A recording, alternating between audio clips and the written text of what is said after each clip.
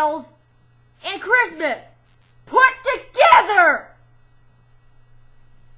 Again, this is not a joke! A studio called UAV Entertainment, known for cheap Disney mockbusters, that's with an M, made this junk about fairy tales and holidays existing in the same parallel dimension that no one will watch! Get it?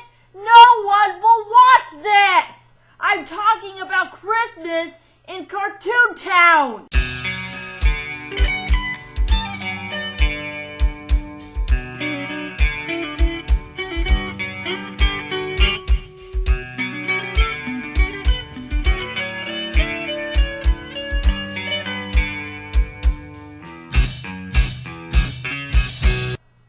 Christmas in Cartoontown makes absolutely no sense whatsoever.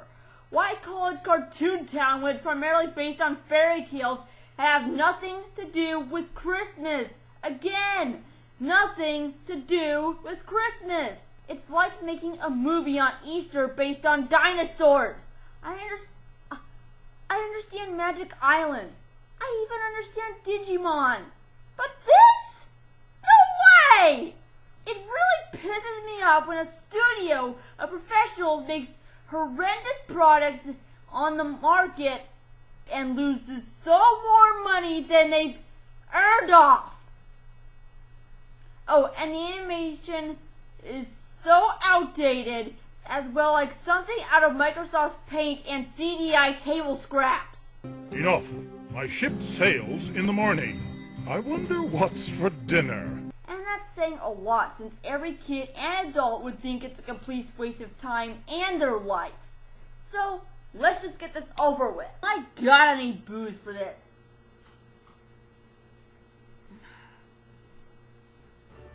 So we open up to the North Pole with elves in Santa's workshop. They sing an annoying song that makes you want to scalp yourself.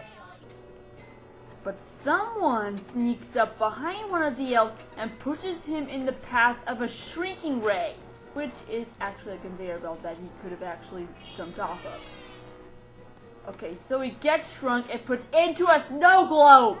If only he were smart enough to just jump off there like a normal person! So we then cut to the real world and see a mother driving two annoying children to go Christmas shopping. And since I can't figure out what their names are, I'll call the girl Linka from Captain Planet, and the boy... An hour? We need a lot more time than that. the crack baby of Justin Bieber. Or how about B-Crack for short? An hour's not enough. Mom, an hour's too short. Wait, I want to go see how Santa's dad. Yeah! Shut up! So while shopping, B-Crack finds a snow globe. And as anyone would expect, is the one the elf is inside. Now wait a minute, how can he talk while he's underwater? What? Also, why hasn't he drowned by now? If he was inside there for several hours! Is he Aquaman or something? Where did you come from? Where do you think I came from? Hawaii? I don't think so. I'm an elf! And He must be a South Pole elf. Anyways, he tells them that they need to get back to the North Pole in time for the presents to be delivered. He then explains to them the quickest way to get there. you know that ice is frozen water, right? Well, mirrors are frozen magic. They separate the real world from the magic world. Wait, what? Mirrors are frozen magic? Mirrors are frozen magic! They're just painted glass meant to show a reflection. So as they go through the mirror tunnel and they end up in the wrong place. He then starts to blame B-Crack for this. But you said you wanted to get going. I did not. Did too. Did not. Did too. And apparently the boy must suffer from autism and severe emotional problems too. Because he never shuts the fuck up! Get into a debate with you. Ever! So let's get... He also explains that because he didn't get through the mirror first. That's the stupidest thing I ever heard in my life! How is that supposed to be explained? around the trail, they meet Pinocchio and ask him the way to the North Pole. Do you know the way to the North Pole? Excuse me, do you know how to get to town? Yeah, it's back the way you came. I'm sure. Santa and I used to double date every Saturday night. Wow, he also must be really gay then. And I can't even find enough wah-wah music to make up for this pun either. These people are doomed. Toast. Kaput. Wait, the end? Yes! Finally! Bye-bye! Get out of here, scram! We got another half hour of cartoon to go here. Another half hour to go? No! Fuck! Fuck! Fuck! Fuck! Fuck! Fuck! Fuck! Fuck! Fuck! Fuck! So they come across a rotating cart of candy, which gets them trapped and captured by a witch. So B-Crack summons the life stream to help them escape and end up in the clouds as Gruntilda follows them. So they meet Jack from Jack and the Beanstalk as they glide their way down to the North Pole. But the kids, of course, land on Gruntilda. They then journey into the stories of Snow White and Cinderella, as Linka here explains to them how the story goes, since the only kids who would actually enjoy this had the brain the size of plankton. With me, together we'll work long hours and move into a small apartment, and we'll live with my mother. That's not right. Cut, cut, cut. Those... Wait a minute. A movie set?!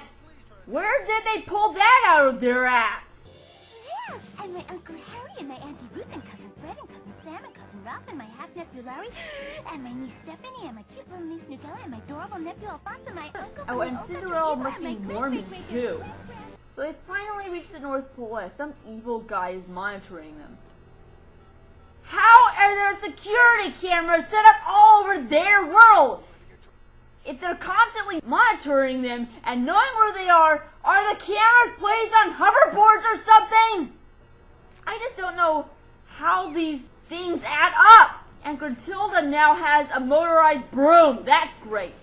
They come to Santa's workshop and run into the same bad guy that was monitoring them earlier. It turns out that Gruntilda was actually working for him the whole time.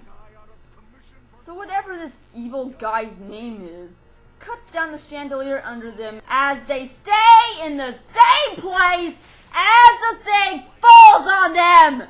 After all this nonsense that keeps going on, Santa brings them home just in time for Christmas, and then the real end comes here! This movie sucks in every conceivable way. Who in the world would put up a studio to mock other animated films for the sole purpose of failure? These people are probably a group of amateurs that are probably high school dropouts that were just sick of flipping burgers and decided, hey, let's go rip off other animated movies and gain such notorious fame of suckage. That would be a more reasonable explanation. This is Marley Onama, signing off.